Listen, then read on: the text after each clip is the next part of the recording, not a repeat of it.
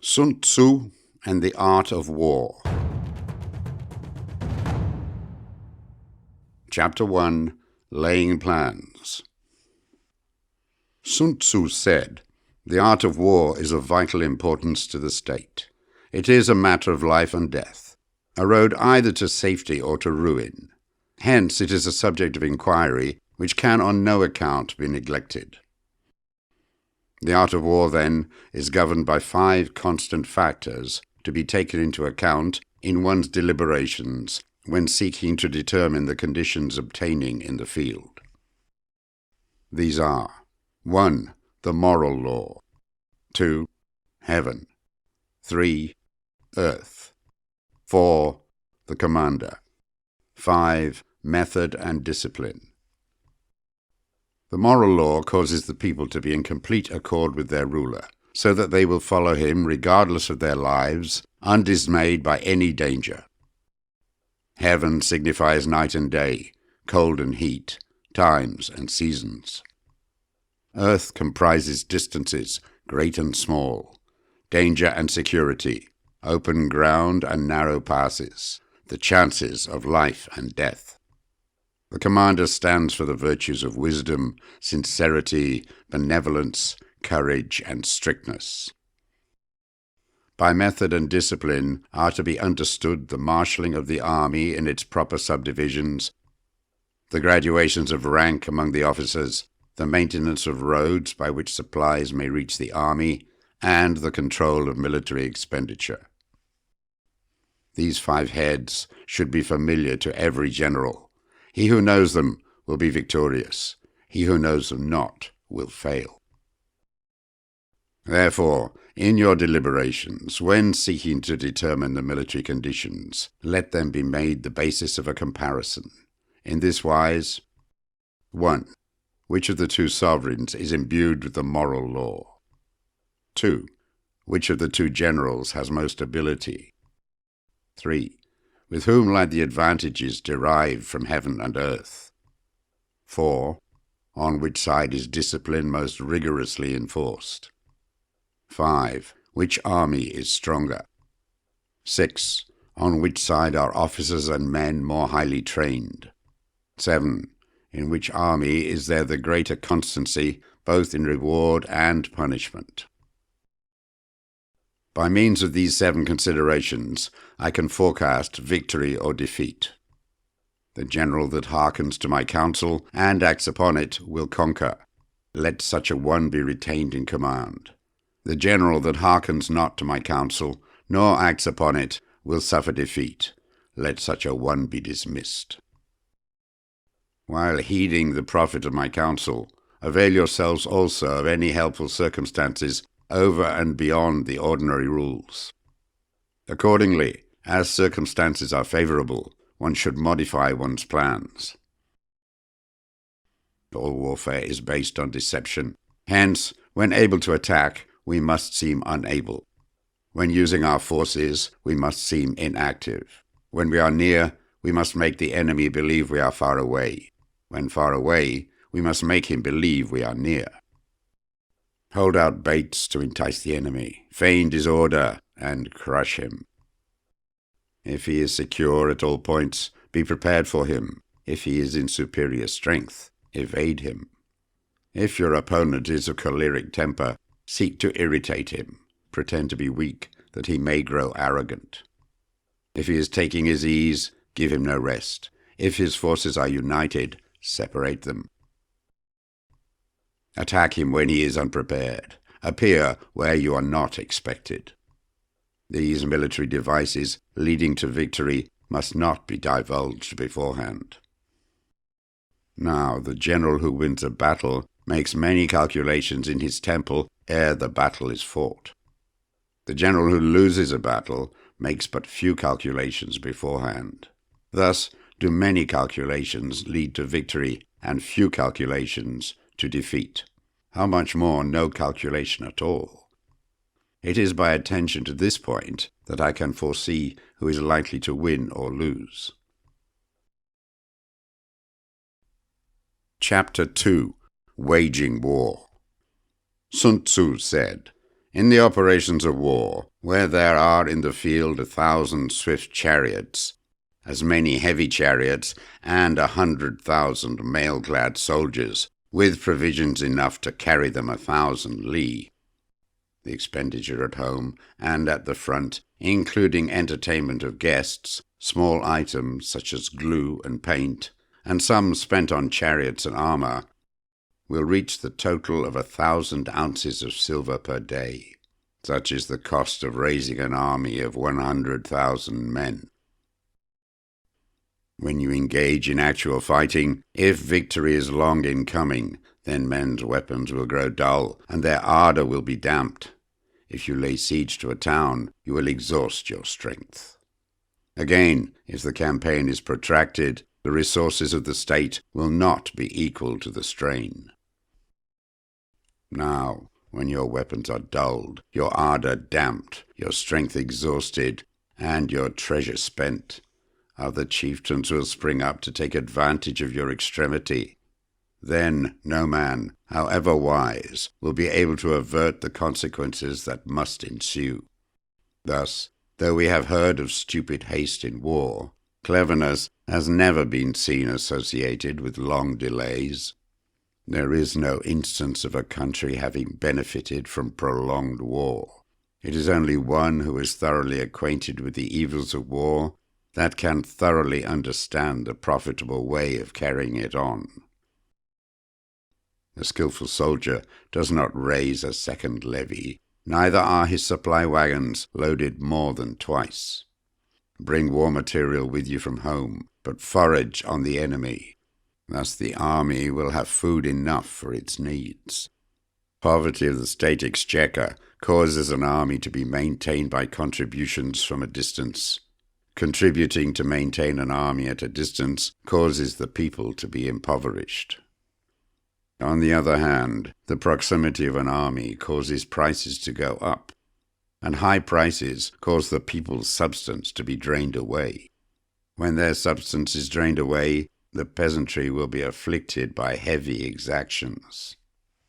With this loss of substance and exhaustion of strength, the homes of the people will be stripped bare, and 3/10 of their income will be dissipated, while government expenses for broken chariots, worn-out horses, breastplates and helmets, bows and arrows, spears and shields, protective mantles, draft oxen and heavy wagons will amount to 4/10 of its total revenue. Hence a wise general makes a point of foraging on the enemy. 1 cartload of the enemy's provisions is equivalent to 20 of one's own, and likewise a single pickle from his provender is equal to 20 from one's own store.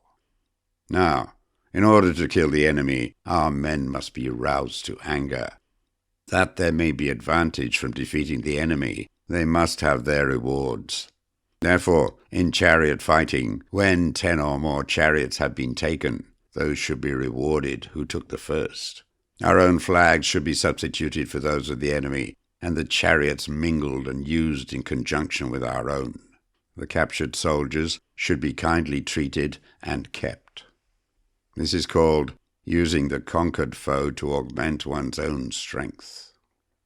In war, then, let your great object be victory, not lengthy campaigns. Thus it may be known that the leader of armies is the arbiter of the people's fate, the man on whom it depends whether the nation shall be in peace or in peril. Chapter 3. Attack by Stratagem. Sun Tzu said, "In the practical art of war, the best thing of all is to take the enemy's country whole and intact. To shatter and destroy it is not so good. So, too, it is better to recapture an army entire than to destroy it, to capture a regiment, a detachment, or a company entire than to destroy them. Hence, to fight and conquer in all your battles is not supreme excellence. Supreme excellence consists in breaking the enemy's resistance without fighting." Thus, the highest form of generalship is to balk the enemy's plans. The next best is to prevent the junction of the enemy's forces. The next in order is to attack the enemy's army in the field, and the worst policy of all is to besiege walled cities. The rule is not to besiege walled cities if it can possibly be avoided. The preparation of mantlets, movable shelters, and various implements of war will take up 3 whole months, and the piling up of mounds over against the walls will take 3 months more. The general, unable to control his irritation, will launch his men to the assault like swarming ants, with the result that 1/3 of his men are slain, while the town still remains untaken. Such are the disastrous effects of a siege. Therefore, the skilled leader subdues the enemy's troops without any fighting. He captures their cities without laying siege to them. He overthrows their kingdom without lengthy operations in the field. With his forces intact, he will dispute the mastery of the empire, and thus, without losing a man, his triumph will be complete. This is the method of attacking by stratagem. It is the rule in war, if our forces are 10 to the enemy's 1, to surround him; if 5 to 1, to attack him; if twice as numerous, to divide our army into 2. If equally matched, we can offer battle. If slightly inferior in numbers, we can avoid the enemy. If quite unequal in every way, we can flee from him. Hence, though an obstinate fight may be made by a small force, in the end it must be captured by the larger force. Now, the general is the bulwark of the state. If the bulwark is complete at all points, the state will be strong. If the bulwark is defective, the state will be weak. There are 3 ways in which a ruler can bring misfortune upon his army: by commanding the army to advance or to retreat, being ignorant of the fact that it cannot obey. This is called hobbling the army. By attempting to govern an army in the same way as he administers a kingdom, being ignorant of the conditions which obtain in an army. This causes restlessness in the soldiers' minds. By employing the officers of his army without discrimination, through ignorance of the military principle of adaptation to circumstances. This shakes the confidence of the soldiers. But when the army is restless and distrustful, trouble is sure to come from the other feudal princes. This is simply bringing anarchy into the army and flinging victory away. Thus we may know that there are 5 essentials for victory. 1. He will win who knows when to fight and when not to fight. 2. He will win who knows how to handle both superior and inferior forces. 3. He will win whose army is animated by the same spirit throughout all its ranks. 4. He will win who, prepared himself, waits to take the enemy unprepared. 5. He will win who has military capacity and is not interfered with by the sovereign. Hence the saying, if you know the enemy and know yourself, you need not fear the result of 100 battles. If you know yourself, but not the enemy, for every victory gained, you will also suffer a defeat. If you know neither the enemy nor yourself, you will succumb in every battle. Chapter 4. Tactical Dispositions. Sun Tzu said, "The good fighters of old first put themselves beyond the possibility of defeat, and then waited for an opportunity of defeating the enemy." To secure ourselves against defeat lies in our own hands, but the opportunity of defeating the enemy is provided by the enemy himself. Thus, the good fighter is able to secure himself against defeat, but cannot make certain of defeating the enemy. Hence the saying, one may know how to conquer without being able to do it. Security against defeat implies defensive tactics. Ability to defeat the enemy means taking the offensive. Standing on the defensive indicates insufficient strength, attacking a superabundance of strength. The general who is skilled in defense hides in the most secret recesses of the earth. He who is skilled in attack flashes forth from the topmost heights of heaven. Thus, on one hand, we have ability to protect ourselves. On the other, a victory that is complete. To see victory only when it is within the ken of the common herd is not the acme of excellence. Neither is it the acme of excellence if you fight and conquer, and the whole empire says, "Well done." To lift an autumn hair is no sign of great strength. To see the sun and moon is no sign of sharp sight. To hear the noise of thunder is no sign of a quick ear. What the ancients called a clever fighter is one who not only wins, but excels in winning with ease. Hence his victories bring him neither reputation for wisdom nor credit for courage. He wins his battles by making no mistakes. Making no mistakes is what establishes the certainty of victory, for it means conquering an enemy that is already defeated. Hence the skillful fighter puts himself into a position which makes defeat impossible, and does not miss the moment for defeating the enemy. Thus it is that in war the victorious strategist only seeks battle after the victory has been won, whereas he who is destined to defeat first fights and afterwards looks for victory. The consummate leader cultivates the moral law and strictly adheres to method and discipline. Thus it is in his power to control success. In respect of military method, we have, firstly, measurement, secondly, estimation of quantity, thirdly, calculation, fourthly, balancing of chances, fifthly, victory.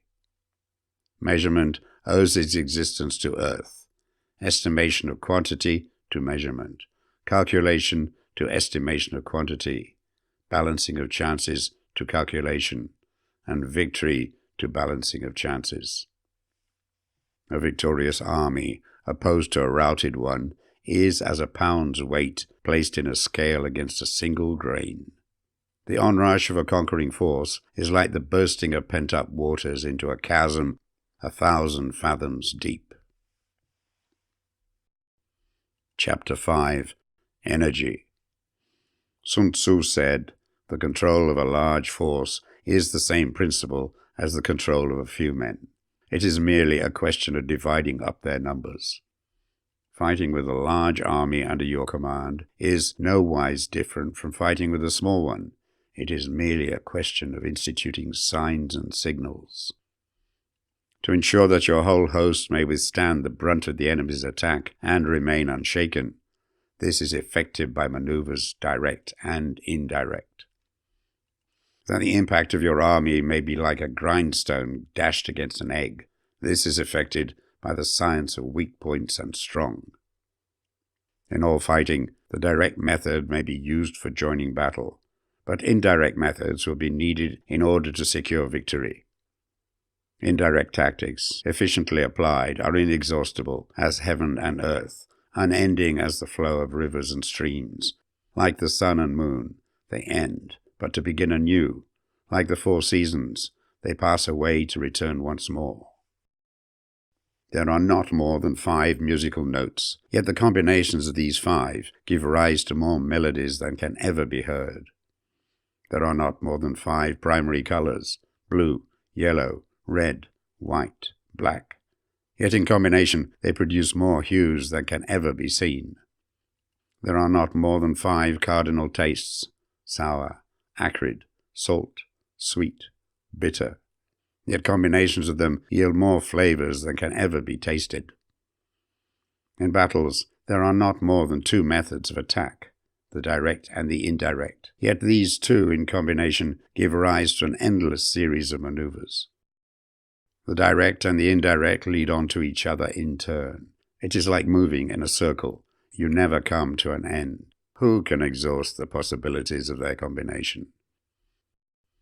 The onset of troops is like the rush of a torrent which will even roll stones along in its course. The quality of decision is like the well-timed swoop of a falcon which enables it to strike and destroy its victim. Therefore the good fighter will be terrible in his onset and prompt in his decision. Energy may be likened to the bending of a crossbow. decision to the releasing of a trigger. Amid the turmoil and tumult of battle, there may be seeming disorder, and yet no real disorder at all. Amid confusion and chaos, your array may be without head or tail, yet it will be proof against defeat. Simulated disorder postulates perfect discipline. Simulated fear postulates courage. Simulated weakness postulates strength. Hiding order between the cloak of disorder is simply a question of subdivision. Concealing courage under a show of timidity presupposes a fund of latent energy. Masking strength with weakness is to be effected by tactical dispositions. Thus, one who is skillful at keeping the enemy on the move maintains deceitful appearances according to which the enemy will act. He sacrifices something that the enemy may snatch at. By holding out baits, he keeps him on the march. Then, with a body of picked men, he lies in wait for him. The clever combatant looks to the effect of combined energy and does not require too much from individuals. Hence his ability to pick out the right men and utilize combined energy. When he utilizes combined energy, his fighting men become, as it were, like unto rolling logs or stones. For it is in the nature of a log or a stone to remain motionless on level ground, and to move when on a slope. If four-cornered, to come to a standstill, but if round-shaped, to go rolling down. Thus the energy developed by good fighting men is as the momentum of a round stone rolled down a mountain thousands of feet in height. So much on the subject of energy. Chapter 6. Weak Points and Strong. Sun Tzu said, "Whoever is first in the field and awaits the coming of the enemy will be fresh for the fight. Whoever is second in the field and has to hasten to battle will arrive exhausted." Therefore the clever combatant imposes his will on the enemy, but does not allow the enemy's will to be imposed on him. By holding out advantages to him, he can cause the enemy to approach of his own accord. Or, by inflicting damage, he can make it impossible for the enemy to draw near. If the enemy is taking his ease, he can harass him. If well supplied with food, he can starve him out. If quietly encamped, he can force him to move. Appear at points which the enemy must hasten to defend. March swiftly to places where you are not expected. An army may march great distances without distress if it marches through country where the enemy is not. You can be sure of succeeding in your attacks if you only attack places which are undefended. You can ensure the safety of your defense if you only hold positions that cannot be attacked. Hence, that general is skillful in attack whose opponent does not know what to defend. And he is skillful in defense whose opponent does not know what to attack. O divine art of subtlety and secrecy, through you we learn to be invisible, through you inaudible, and hence we can hold the enemy's fate in our hands. You may advance and be absolutely irresistible if you make for the enemy's weak points. You may retire and be safe from pursuit if your movements are more rapid than those of the enemy. If we wish to fight, the enemy can be forced to an engagement even though he be sheltered behind a high rampart and a deep ditch. All we need to do is attack some other place that he will be obliged to relieve. If we do not wish to fight, we can prevent the enemy from engaging us even though the lines of our encampment be merely traced out on the ground. All we need to do is to throw something odd and unaccountable in his way. By discovering the enemy's dispositions and remaining invisible ourselves, we can keep our forces concentrated while the enemy's must be divided. We can form a single united body while the enemy must split up into fractions. Hence, there will be a whole pitted against separate parts of a whole, which means that we shall be many to the enemy's few.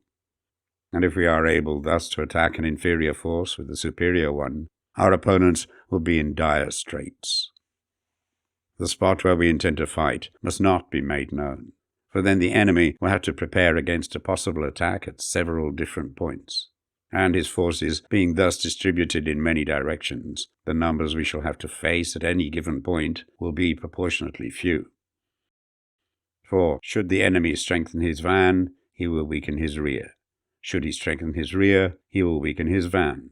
Should he strengthen his left, he will weaken his right.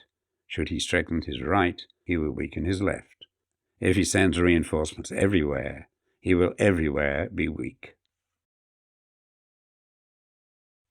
Numerical weakness comes from having to prepare against possible attacks. Numerical strength from compelling our adversary to make these preparations against us. Knowing the place and the time of the coming battle, we may concentrate from the greatest distances in order to fight. But if neither time nor place be known, then the left wing will be impotent to succor the right equally impotent to succor the left, the van unable to relieve the rear, or the rear to support the van. How much more so if the furthest portions of the army are anything under 100 li apart, and even the nearest are separated by several li. Though according to my estimate the soldiers of Wei exceeded our own in number, that shall advantage them nothing in the matter of victory. I say then that victory can be achieved. Though the enemy be stronger in numbers, we may prevent him from fighting, scheme so as to discover his plans and the likelihood of their success, rouse him and learn the principle of his activity or inactivity, force him to reveal himself so as to find out his vulnerable spots. Carefully compare the opposing army with your own, so that you may know where strength is superabundant and where it is deficient. In making tactical dispositions, the highest pitch you can attain is to conceal them. Conceal your dispositions, and you will be safe from the prying of the subtlest spies, from the machinations of the wisest brains. How victory may be produced for them out of the enemy's own tactics, that is what the multitude cannot comprehend. All men can see the tactics whereby I conquer, but what none can see is the strategy out of which victory is evolved. Do not repeat the tactics which have gained you one victory, but let your methods be regulated by the infinite variety of circumstances. Military tactics are like unto water, for water in its natural course runs away from high places and hastens downwards. So in war, the way is to avoid what is strong and to strike at what is weak. Water shapes its course according to the nature of the ground over which it flows. The soldier works out his victory in relation to the foe whom he is facing. Therefore, just as water retains no constant shape, so in warfare there are no constant conditions. He who can modify his tactics in relation to his opponent and thereby succeed in winning may be called a heaven-born captain. The 5 elements, water, fire, wood, metal, earth, are not always equally predominant. The 4 seasons make way for each other in turn. There are short days and long. The moon has its periods of waning and waxing. Chapter 7. Maneuvering. Sun Tzu said, "In war, the general receives his commands from the sovereign. Having collected an army and concentrated his forces, he must blend and harmonize the different elements thereof before pitching his camp. After that comes tactical maneuvering, than which there is nothing more difficult. The difficulty of tactical maneuvering consists in turning the devious into the direct, and misfortune into gain. Thus, to take a long and circuitous route after enticing the enemy out of the way, and those starting after him to contrive to reach the goal before him, shows knowledge of the artifice of deviation. Maneuvering with an army is advantageous, with an undisciplined multitude most dangerous. If you set a fully equipped army in march in order to snatch an advantage, the chances are that you will be too late. On the other hand, to detach a flying column for the purpose involves the sacrifice of its baggage and stores. Thus, if you order your men to roll up their buff coats and make forced marches without halting day or night, covering double the usual distance at a stretch, doing 100 li in order to wrest an advantage, the leaders of all your 3 divisions will fall into the hands of the enemy. The stronger men will be in front, the jaded ones will fall behind, and on this plan only 1/10 of your army will reach its destination. If you march 50 li in order to outmaneuver the enemy, you will lose the leader of your first division, and only half your force will reach the goal. If you march 30 li with the same object, 2/3 of your army will arrive. We may take it, then, that an army without its baggage train is lost. Without provisions, it is lost. Without bases of supply, it is lost. We cannot enter into alliance until we are acquainted with the designs of our neighbours. We are not fit to lead an army on the march unless we are familiar with the face of the country, its mountains and forests, its pitfalls and precipices, its marshes and swamps. We shall be unable to turn natural advantage to account unless we make use of local guides. In war, practice dissimulation, and you will succeed. Whether to concentrate or to divide your troops must be decided by circumstances. Let your rapidity be that of the wind, your compactness that of the forest. In raiding and plundering, be like fire. Immovability is like a mountain. Let your plans be dark and impenetrable as night, and when you move, fall like a thunderbolt. When you plunder a countryside, let the spoil be divided amongst your men. When you capture new territory, cut it up into allotments for the benefit of the soldiery. Ponder and deliberate before you make a move. He will conquer who has learned the artifice of deviation. Such is the art of maneuvering. The Book of Army Management says, on the field of battle, the spoken word does not carry far enough. Hence the institution of gongs and drums. Nor can ordinary objects be seen clearly enough. Hence the institution of banners and flags. Gongs and drums, banners and flags are means whereby the ears and eyes of the host may be focused on one particular point. The host thus forming a single united body, it is impossible either for the brave to advance alone or for the cowardly to retreat alone. This is the art of handling large masses of men. In night fighting, then, make much use of signal fires and drums, and in fighting by day of flags and banners, as a means of influencing the ears and eyes of your army. The whole army may be robbed of its spirit. A commander-in-chief may be robbed of his presence of mind. Now, a soldier's spirit is keenest in the morning. By noonday it has begun to flag, and in the evening his mind is bent only on returning to camp. A clever general, therefore, avoids an army when the spirit is keen, but attacks it when it is sluggish and inclined to return. This is the art of studying moods. Disciplined and calm, to await the appearance of disorder and hubbub amongst the enemy. This is the art of retaining self-possession. To be near the goal while the enemy is still far from it. To wait at ease while the enemy is toiling and struggling. To be well fed while the enemy is famished. This is the art of husbanding one's strength. To refrain from intercepting an enemy whose banners are in perfect order. To refrain from attacking an army drawn up in calm and confident array. This is the art of studying circumstances. It is a military axiom not to advance uphill against the enemy, nor to oppose him when he comes downhill. Do not pursue an enemy who simulates flight. Do not attack soldiers whose temper is keen. Do not swallow bait offered by the enemy. Do not interfere with an army that is returning home. When you surround an army, leave an outlet free. Do not press a desperate foe too hard. Such is the art of warfare.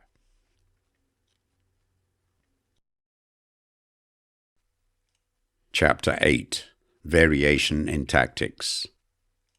Sun Tzu said, in war, the general receives his commands from the sovereign, collects his army, and concentrates his forces.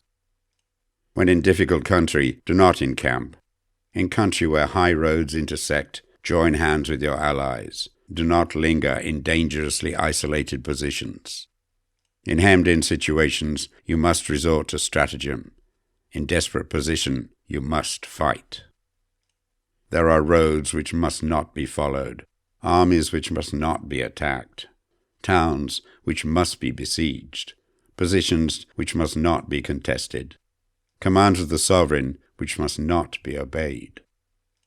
The general who thoroughly understands the advantages that accompany variation of tactics knows how to handle his troops. The general who does not understand these may be well acquainted with the configuration of the country, yet he will not be able to turn his knowledge to practical account.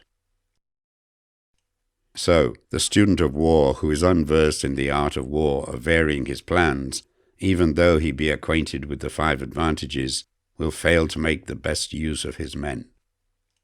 Hence, in the wise leader's plans, considerations of advantage and of disadvantage will be blended together.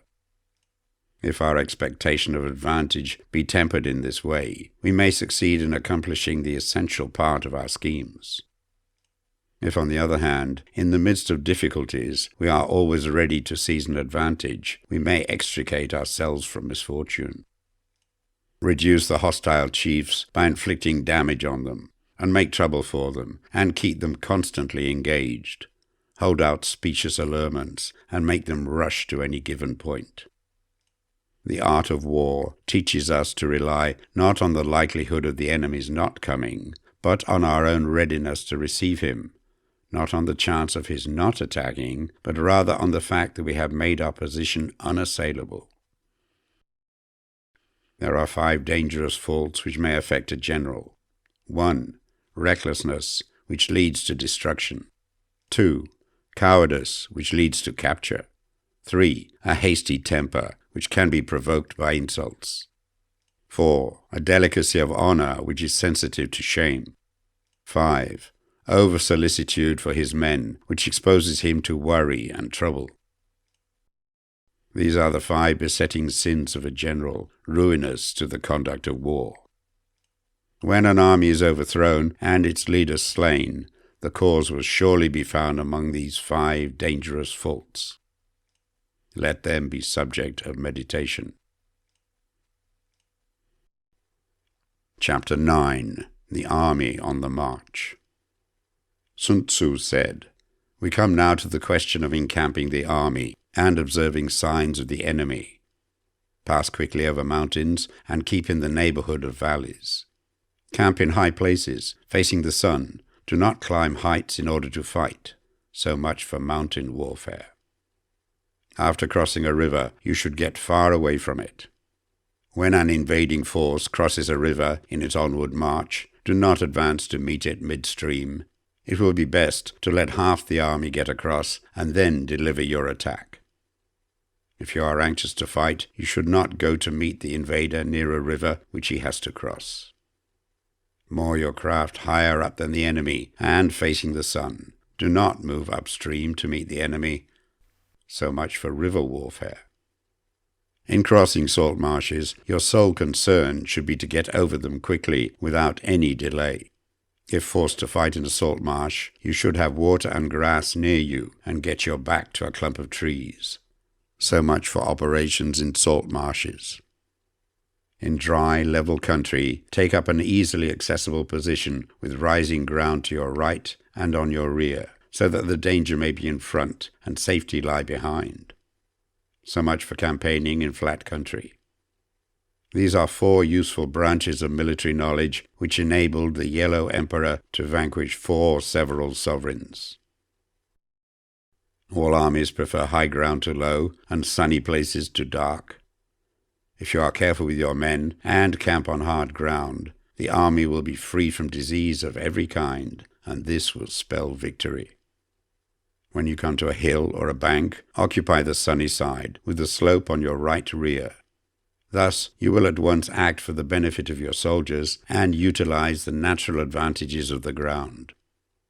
When, in consequence of heavy rains up country, a river which you wish to ford is swollen and flecked with foam, you must wait till it subsides.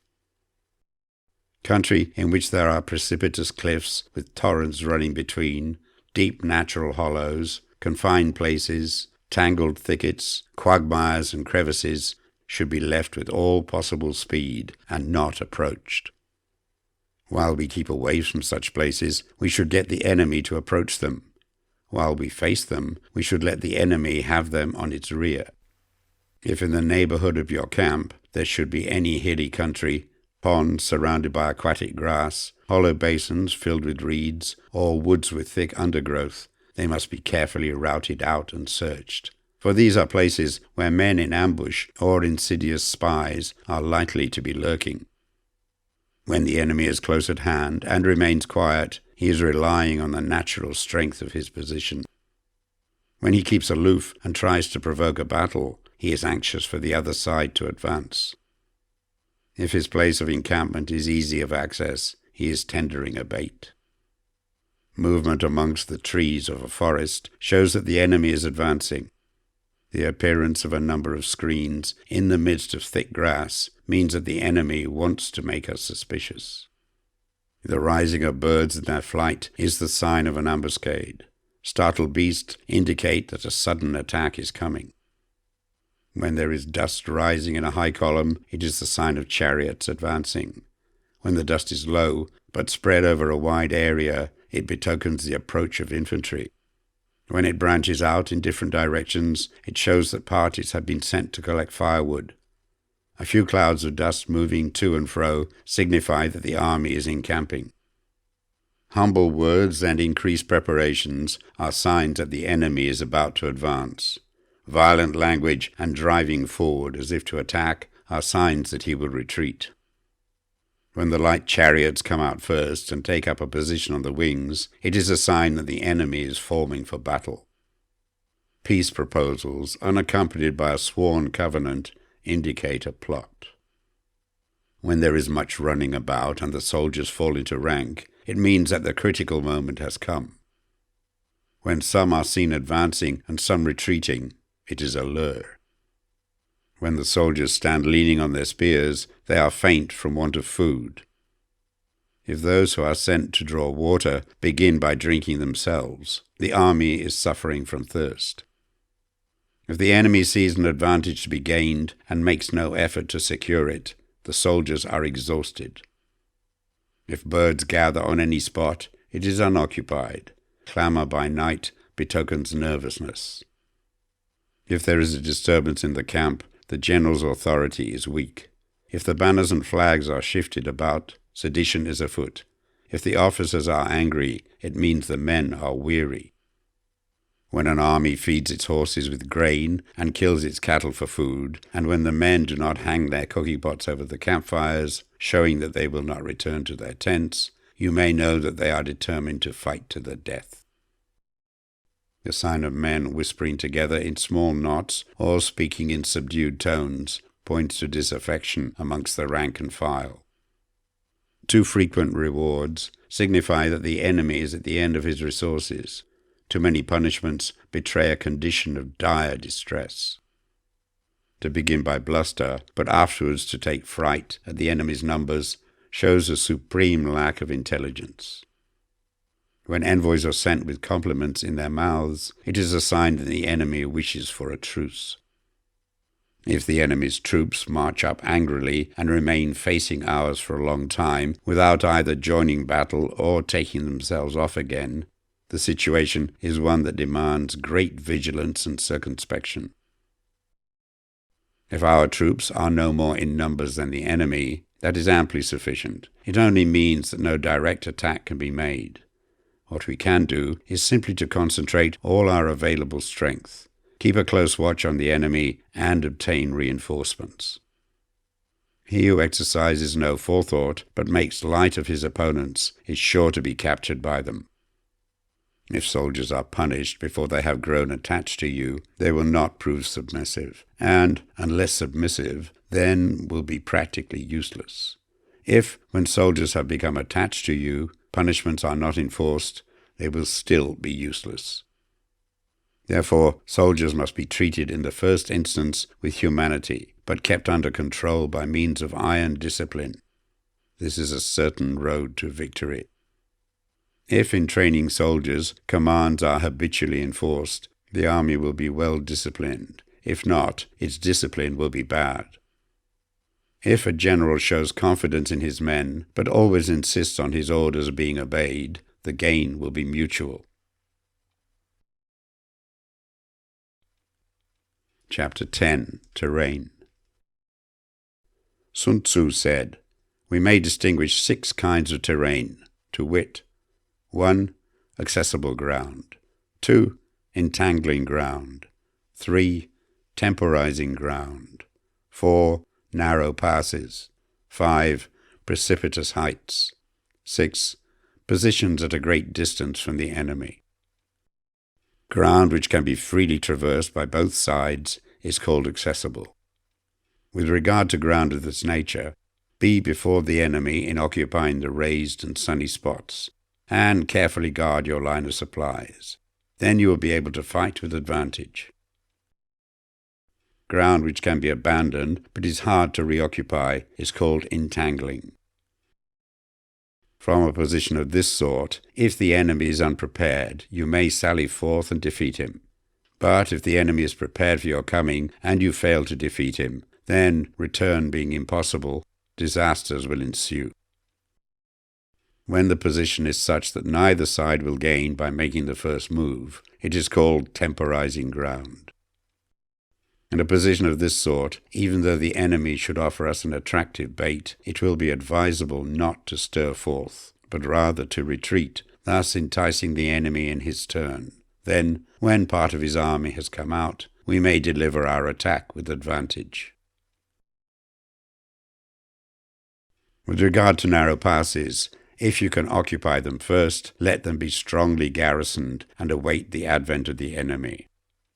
Should the army forestall you in occupying a pass, do not go after him if the pass is fully garrisoned, but only if it is weakly garrisoned. With regard to precipitous heights, if you are beforehand with your adversary, you should occupy the raised and sunny spots, and there wait for him to come up. If the enemy has occupied them before you, do not follow him, but retreat and try to entice him away. If you are situated at a great distance from the enemy, and the strength of the 2 armies is equal, it is not easy to provoke a battle, and fighting will be to your disadvantage. These 6 are the principles connected with earth. The general who has attained a responsible post must be careful to study them. Now an army is exposed to 6 several calamities not arising from natural causes, but from faults for which the general is responsible. These are: 1. Flight. 2. Insubordination. 3. Collapse. 4. Ruin. 5. Disorganization. 6. Rout. Other conditions being equal, if one force is hurled against another 10 times its size, the result will be the flight of the former. When the common soldiers are too strong and their officers too weak, the result is insubordination. When the officers are too strong and the common soldiers too weak, the result is collapse. When the higher officers are angry and insubordinate, and on meeting the enemy give battle on their own account from a feeling of resentment, before the commander-in-chief can tell whether or no he is in a position to fight, the result is ruin. When the general is weak and without authority, when his orders are not clear and distinct, when there are no fixed duties assigned to officers and men, and the ranks are formed in a slovenly, haphazard manner, the result is utter disorganization. When a general, unable to estimate the enemy's strength, allows an inferior force to engage a larger one, or hurls a weak detachment against a powerful one, and neglects to place picked soldiers in the front rank, the result must be rout. There are 6 ways of courting defeat, which must be carefully noted by the general who has attained a responsible post. The natural formation of the country is the soldier's best ally, but a power of estimating the adversary, of controlling the forces of victory, and of shrewdly calculating difficulties, dangers, and distances constitutes the test of a great general. He who knows these things, and in fighting puts his knowledge into practice, will win his battles. He who knows them not, nor practices them, will surely be defeated. If fighting is sure to result in victory, then you must fight, even though the ruler forbid it. If fighting will not result in victory, then you must not fight, even at the ruler's bidding. The general who advances without coveting fame and retreats without fearing disgrace, whose only thought is to protect his country and do good service for his sovereign, is the jewel of the kingdom. Regard your soldiers as your children, and they will follow you into the deepest valleys. Look upon them as your own beloved sons, and they will stand by you even unto death. If, however, you are indulgent, but unable to make your authority felt, kind-hearted, but unable to enforce your commands, and incapable, moreover, of quelling disorder, then your soldiers must be likened to spoilt children. They are useless for any practical purpose. If we know that our own men are in a condition to attack, but are unaware that the enemy is not open to attack, we have gone only halfway towards victory. If we know that the enemy is open to attack, but are unaware that our own men are not in a condition to attack, we have only gone halfway towards victory. If we know that the enemy is open to attack, and also know that our men are in a condition to attack, but are unaware that the nature of the ground makes fighting impracticable, we have still gone only halfway towards victory. Hence the experienced soldier, once in motion, is never bewildered.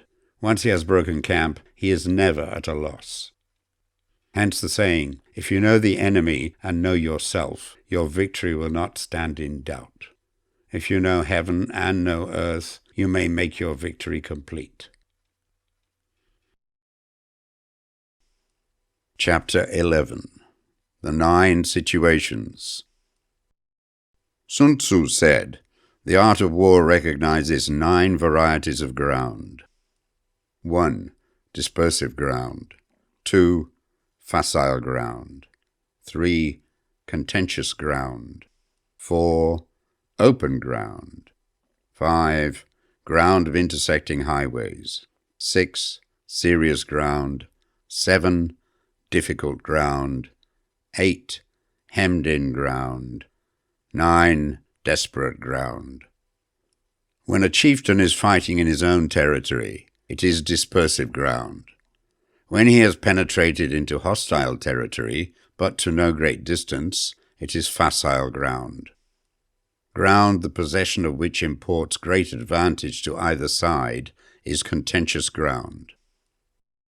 Ground on which each side has liberty of movement is open ground. Ground which forms the key to 3 contiguous states, so that he who occupies it first has most of the empire at his command, is a ground of intersecting highways.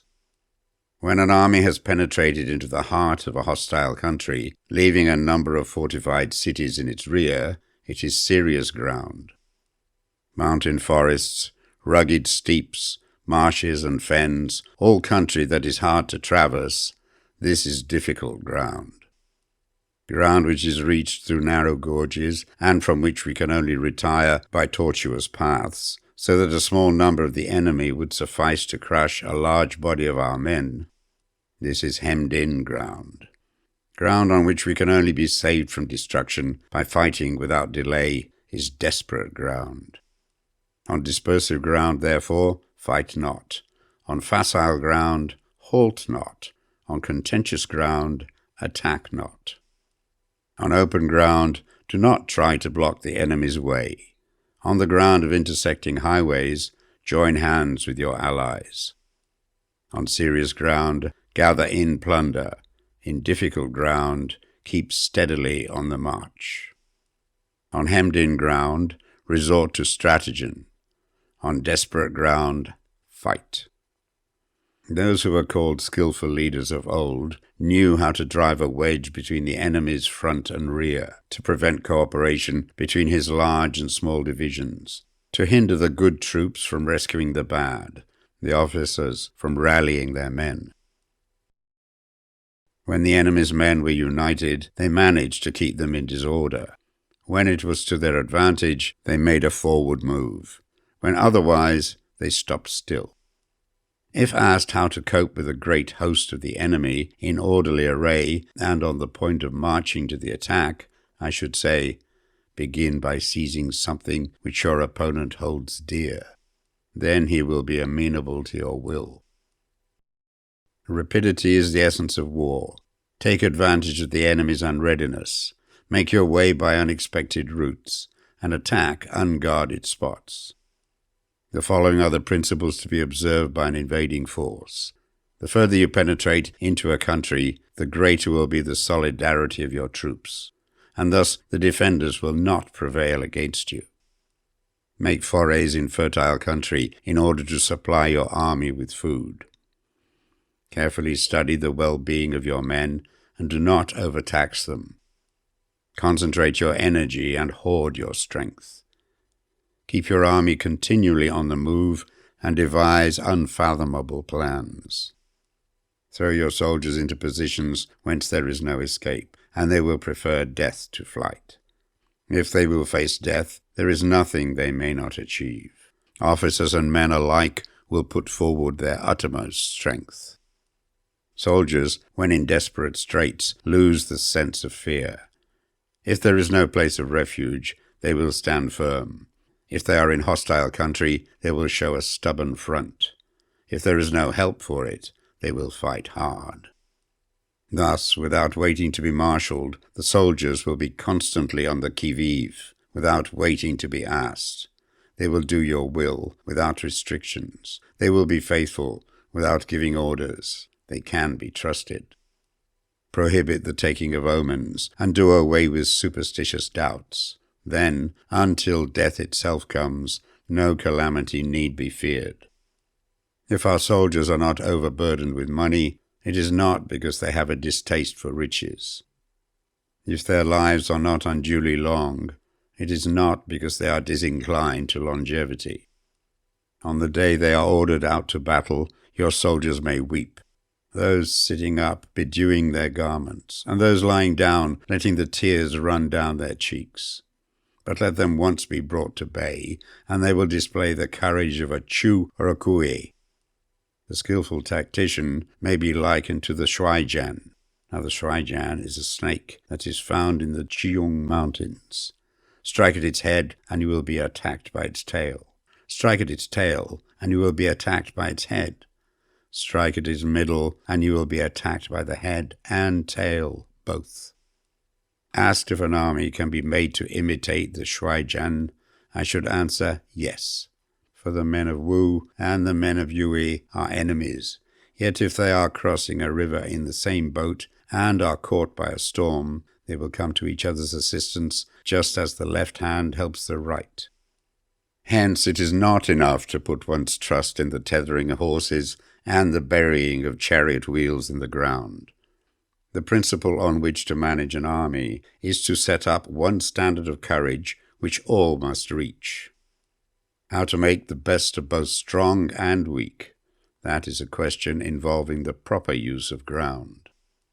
Thus, the skillful general conducts his army just as though he were leading a single man, willy-nilly, by the hand. It is the business of a general to be quiet and thus ensure secrecy, upright and just, and thus maintain order. He must be able to mystify his officers and men by false reports and appearances, and thus keep them in total ignorance. By altering his arrangements and changing his plans, he keeps the enemy without definite knowledge. By shifting his camp and taking circuitous routes, he prevents the enemy from anticipating his purpose. At the critical moment, the leader of an army acts like one who has climbed up a height and then kicks away the ladder behind him. He carries his men deep into hostile territory before he shows his hand. He burns his boats and breaks his cooking pots. Like a shepherd driving a flock of sheep, he drives his men this way and that, and nothing knows whither he is going. To muster his host and bring it into danger, this may be termed the business of the general. The different measures suited to the 9 varieties of ground, the expediency of aggressive or defensive tactics, and the fundamental laws of human nature. These are things that must most certainly be studied. When invading hostile territory, the general principle is that penetrating deeply brings cohesion. Penetrating but a short way means dispersion. When you leave your own country behind and take your army across neighborhood territory, you find yourself on critical ground. Where there are means of communication on all four sides, the ground is one of intersecting highways. When you penetrate deeply into a country, it is serious ground. When you penetrate but a little way, it is facile ground. When you have your enemy's strongholds on your rear and narrow passes in front, it is hemmed-in ground. When there is no place of refuge at all, it is desperate ground. Therefore, on dispersive ground, I would inspire my men with unity of purpose. On facile ground, I would see that there is close connection between all parts of my army. On contentious ground, I would hurry up my rear. On open ground, I would keep a vigilant eye on my defenses. On ground of intersecting highways, I would consolidate my alliances. On serious ground, I would try to ensure a continuous stream of supplies. On difficult ground, I would keep pushing on along the road. On hemmed-in ground, I would block any way of retreat. On desperate ground, I would proclaim to my soldiers the hopelessness of saving their lives. For it is the soldier's disposition to offer an obstinate resistance when surrounded, to fight hard when he cannot help himself, and to obey promptly when he has fallen into danger. We cannot enter into alliance with the neighboring princes until we are acquainted with their designs.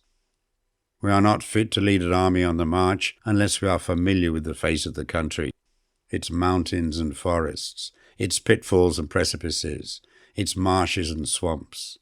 We shall be unable to turn natural advantages to account unless we make use of local guides. To be ignored of any one of the following 4 or 5 principles does not befit a warlike prince. When a warlike prince attacks a powerful state, his generalship shows itself in preventing the concentration of the enemy's forces. He overawes his opponents, and their allies are prevented from joining against him.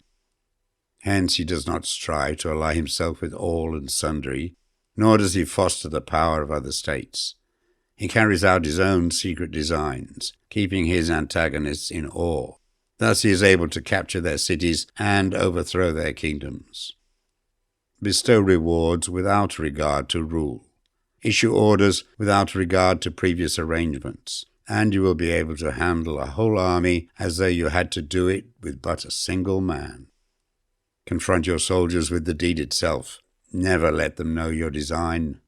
When the outlook is bright, bring it before their eyes, but tell them nothing when the situation is gloomy. Place your army in deadly peril, and it will survive. Plunge it into desperate straits, and it will come off in safety. For it is precisely when a force has fallen into harm's way that it is capable of striking a blow for victory. Success in warfare is gained by carefully accommodating ourselves to the enemy's purpose. By persistently hanging on to the enemy's flank, we shall succeed in the long run in killing the commander-in-chief.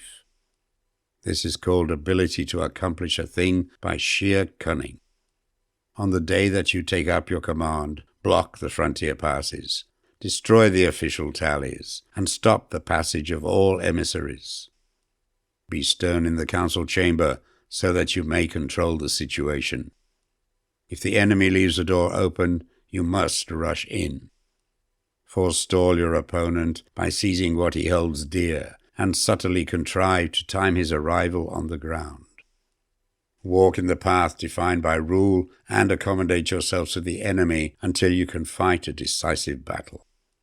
At first, then, exhibit the coyness of a maiden until the enemy gives you an opening.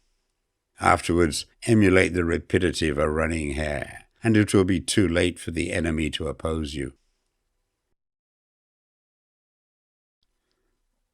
Chapter 12.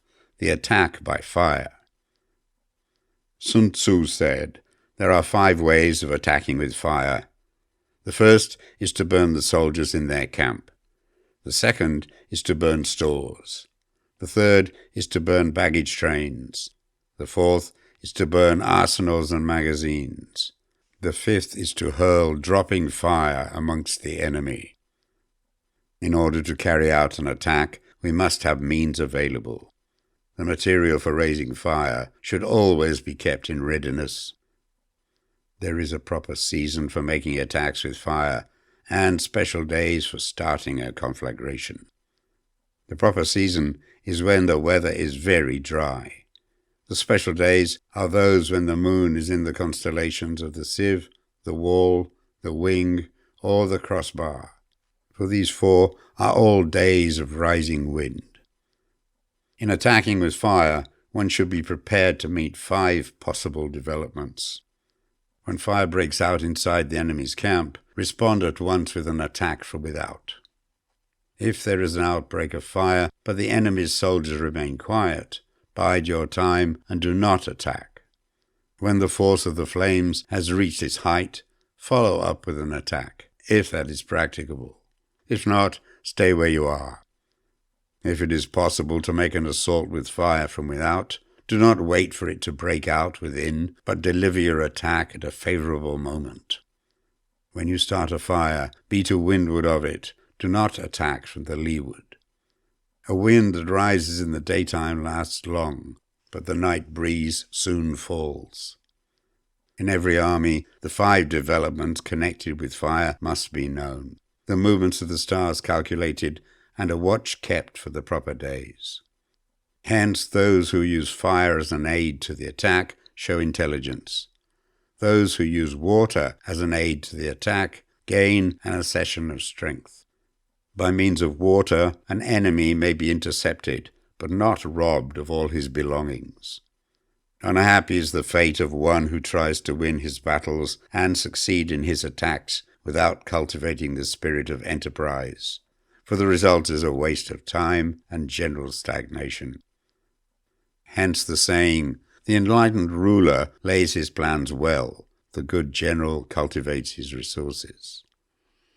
Move not until you see an advantage. Use not your troops unless there is something to be gained. Fight not unless the position is critical. No ruler should put troops into the field merely to gratify his own spleen. No general should fight a battle simply out of pique. If it is to your advantage, make a forward move. If not, stay where you are. Anger may in time change to gladness. Vexation may be succeeded by content. But a kingdom that has once been destroyed can never come back again into being, nor can the dead ever be brought back to life. Hence the enlightened ruler is heedful, and the good general full of caution. This is the way to keep a country at peace and an army intact. Chapter 13. The Use of Spies. Sun Tzu said, "Raising a host of 100,000 men and marching them great distances entails heavy loss on the people and a drain on the resources of the state. The daily expenditure will amount to 1,000 ounces of silver. There will be commotion at home and abroad, and men will drop down exhausted on the highways. As many as 700,000 families will be impeded in their labor. Hostile armies may face each other for years, striving for the victory which is decided in a single day. This being so, to remain in ignorance of the enemy's condition simply because one grudges the outlay of 100 ounces of silver in honors and emoluments is the height of inhumanity. One who acts thus is no leader of men, no present help to his sovereign, no master of victory. Thus, what enables the wise sovereign and the good general to strike and conquer and achieve things beyond the reach of ordinary men is foreknowledge. Now this foreknowledge cannot be elicited from spirits. It cannot be obtained inductively from experience, nor by any deductive calculation. Knowledge of the enemy's dispositions can only be obtained from other men. Hence the use of spies, of whom there are 5 classes. 1. Local spies. 2. Inward spies. 3. Converted spies. 4. Doomed spies. 5. Surviving spies. When these 5 kinds of spy are all at work, none can discover the secret system. This is called divine manipulation of the threads. It is the sovereign's most precious faculty. Having local spies means employing the services of the inhabitants of a district. Having inward spies, making use of officials of the enemy. Having converted spies, getting hold of the enemy's spies and using them for our own purposes. Having doomed spies, doing certain things openly for purposes of deception and allowing our spies to know of them and report them to the enemy. Surviving spies, finally, are those who bring back news from the enemy's camp. Hence it is that which none in the whole army are more intimate relations to be maintained than with spies. None should be more liberally rewarded. In no other business should greater secrecy be preserved. Spies cannot be usefully employed without a certain intuitive sagacity. They cannot be properly managed without benevolence and straightforwardness. Without subtle ingenuity of mind, one cannot make certain of the truth of their reports. Be subtle, and use your spies for every kind of business. If a secret piece of news is divulged by a spy before the time is ripe, he must be put to death, together with the man to whom the secret was told. Whether the object be to crush an army, to storm a city, or to assassinate an individual, it is always necessary to begin by finding out the names of the attendants, the aides-de-camp, and doorkeepers, and sentries of the general in command. Our spies must be commissioned to ascertain these. The enemy's spies, who have come to spy on us, must be sought out, tempted with bribes, led away, and comfortably housed. Thus they will become converted spies and available for our service. It is through the information brought by the converted spy that we are able to acquire and employ local and inward spies. It is owing to his information again that we can cause the doomed spy to carry false tidings to the enemy. Lastly, it is by his information that the surviving spy can be used on appointed occasions. The end and aim of spying, in all its 5 varieties, is knowledge of the enemy, and this knowledge can only be derived in the first instance from the converted spy. Hence it is essential that the converted spy be treated with the utmost liberality. Of old, the rise of the Yin dynasty was due to Ai Qi, who had served under the Hsia. Likewise, the rise of the Zhou dynasty was due to Liu Ya, who had served under the Yin. Hence, it is only the enlightened ruler and the wise general who will use the highest intelligence of the army for purposes of spying, and thereby they achieve great results. Spies are a most important element in warfare, because on them depends an army's ability to move.